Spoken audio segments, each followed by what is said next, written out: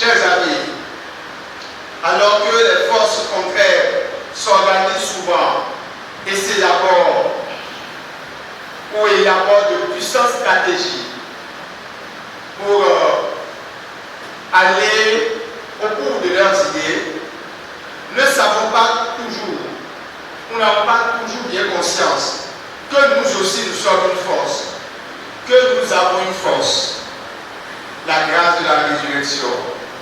Oui, nous pouvons faire mieux, beaucoup mieux, si nous savons nous organiser.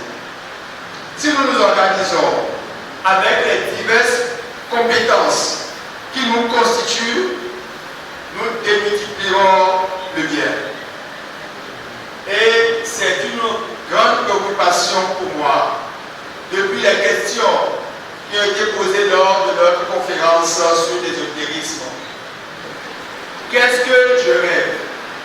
Que vous et moi, à partir de nos ressources et valeurs chrétiennes, nous créions une telle dynamique,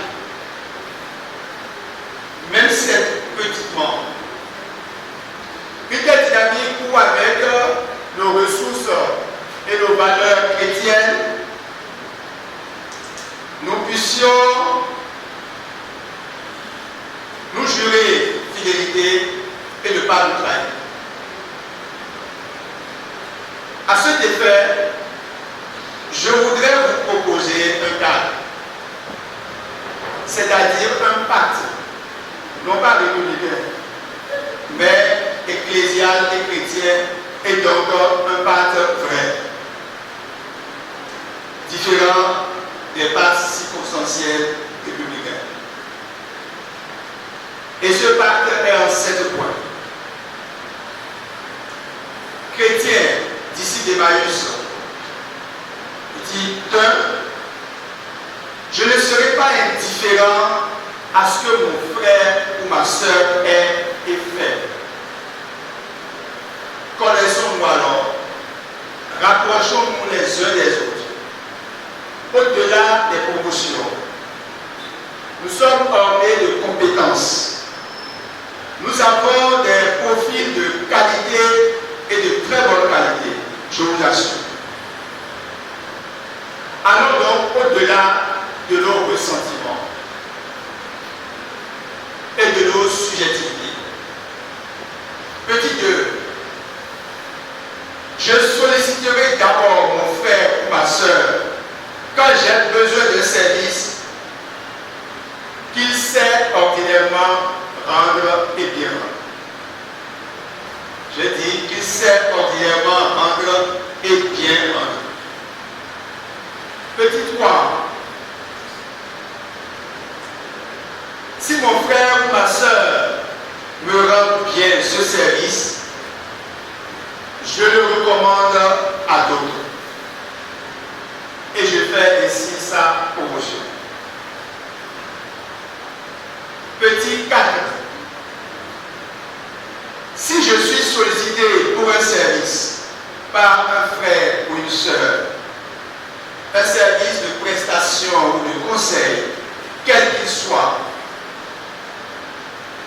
je rends ce service de manière excellente, fiable, professionnelle, que ce soit rémunérateur ou non.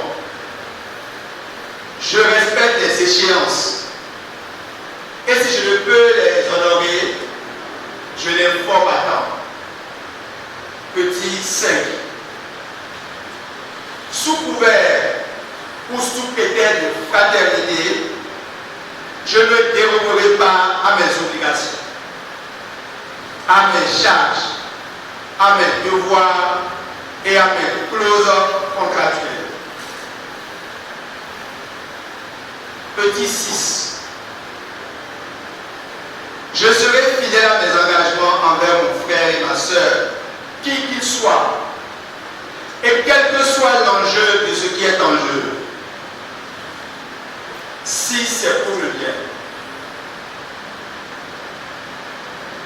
Petit 7. Je soignerai ma posture, mon fond d'humanité, pour faciliter personnel. Ce que je chercherai prioritairement en l'autre, c'est le bien dont il est capable, le bien qu'il peut m'apporter, et non pas la paille qui se trouve dans ses yeux. Vous connaissez la suite du passage de la Péricope. Je développerai à cet effet une communication bienveillante et non violente en toutes circonstances. Chers amis, soutenons-nous, portons-nous mutuellement, créons de vastes et efficients réseaux de biens, même avec notre petit nombre, pour bien nous soutenir dans le bien. Nous le pouvons, c'est possible. Et c'est d'ailleurs l'unique moyen de faire front au réseau du mal et au système de mal. Cela vaut pour les activités de l'école. Et si chacun de nous faisait l'effort de solliciter un ancien de l'école pour la journée des alumni, de susciter ou de solliciter un chrétien pour s'inscrire à la formation ou à l'activité,